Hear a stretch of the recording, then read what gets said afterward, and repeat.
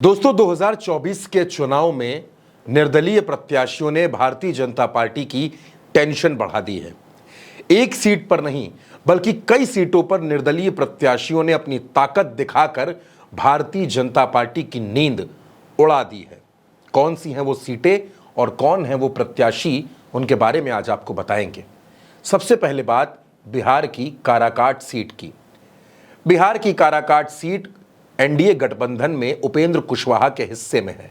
उपेंद्र कुशवाहा यहां एनडीए के प्रत्याशी हैं, लेकिन उनकी टेंशन बढ़ाई है पवन सिंह ने। भोजपुरी स्टार सिंगर पवन सिंह काराकाट में निर्दलीय चुनाव लड़ रहे हैं।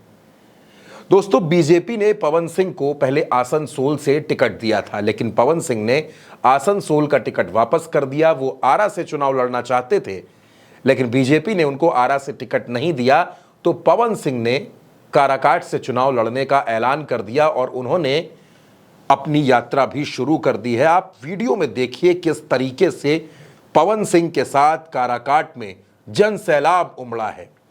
लोगों की भीड़ है जो पवन सिंह के साथ चल रही है। सेल्फी लेने की होड़ है, पवन सिंह को अपना चेहरा दिखाने की होड़ है, और पवन सिंह ने लगातार काराकाट में लोगों के बीच पहुंचकर उनसे बात करना, उनसे संवाद करना शुरू कर दिया है।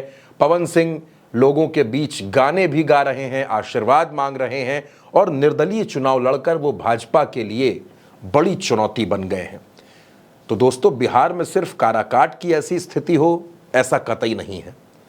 बिहार की एक सीट है बक्सर। बक्सर में भी आनंद मिश्रा निर्दलीय प्रत्याशी हैं और वो यहाँ पर चुनाव लड़ रहे हैं। आनंद मिश्रा ने वीआरएस लिया है। वो प्रशासनिक सेवा में थे। वीआरएस लेने के बाद उन्होंने भारतीय जनता पार्टी से टिकट की मांग की, लेकिन भाजपा ने उनको टिकट नहीं दिया, जिसके बाद वो निर्दलीय मैदान में उतर गए। और आनंद मिश्रा लगातार लोगों के बीच जा रहे हैं, मिल रहे हैं, अपनी बात कह रहे हैं और बक्सर में बड़े बदलाव की बातें भी कर रहे हैं।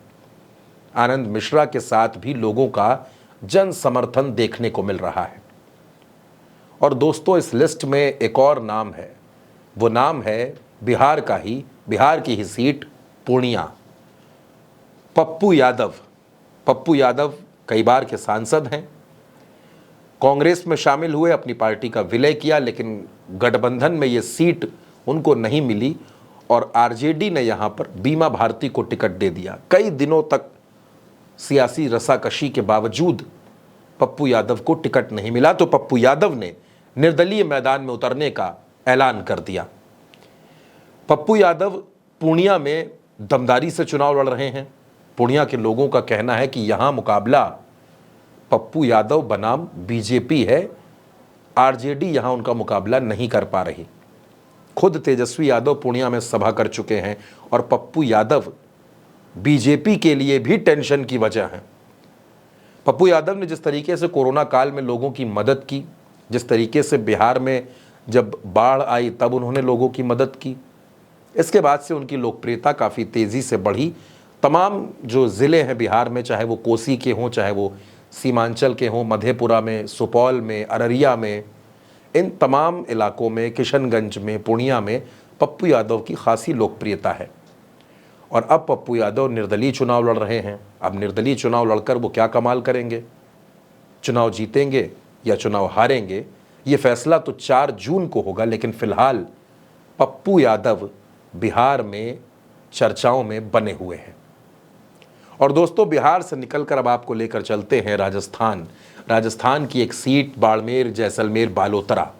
इस सीट पर एक नौजवान प्रत्याशी नाम रविंद्र भाटी चुनाव लड़ रहे हैं। मौजूदा वक्त में वो राजस्थान की शिव विधानसभा सीट से निर्दलीय विधायक हैं। 2019 में रविंद्र भाटी ने एबीवीपी से यूनिवर्सिटी के चुनाव में अध्यक्ष पद का टिकट मांगा। एबीवीपी ने टिकट नहीं दिया तो रविंद्र भाटी निर्दलीय चुनाव लड़ गए और राजस्थान में 5 दशक की छात्र राजनीति में पहला मौका आया जब कोई निर्दलीय प्रत्याशी चुनाव जीतकर छात्र संघ का अध्यक्ष बना। और अब रविंद्र सिंह भाटी लोकसभा के चुनाव में निर्दलीय चुनाव लड़ रहे हैं। उनके साथ हजारों लोगों का हुजूम है। तमाम वीडियो सोशल मीडिया पर वायरल हैं जिसमें रविंद्र सिंह भाटी के साथ जन सैलाब दिखता है। रविंद्र सिंह भाटी की एक झलक पाने के लिए, रविंद्र सिंह भाटी से हाथ मिलाने के लिए युवाओं में जो क्रेज है वो भारतीय जनता पार्टी के लिए टेंशन है। रविंद्र भाटी का मुकाबला करने में भाजपा के नेताओं के पसीने छूट रहे हैं। तो दोस्तों, ये कुछ निर्दलीय प्रत्याशी हैं जो 2024 के चुनाव को बेहद दिलचस्प बनाए हुए हैं, बेहद रोचक बनाए हुए हैं, और जिनके बारे में हर तरफ, चाहे वो सोशल मीडिया हो, चाहे वो सड़क हो, हर ओर बात हो रही है, हर कोई इनकी चर्चा कर रहा है। अब ये निर्दलीय कितना कमाल करेंगे, ये निर्दलीय दिल्ली पहुंचेंगे या फिर नहीं, वो तो 4 जून की बात है। लेकिन फिलहाल ये निर्दलीय प्रत्याशी भारतीय जनता पार्टी के लिए तनाव की बड़ी वजह है।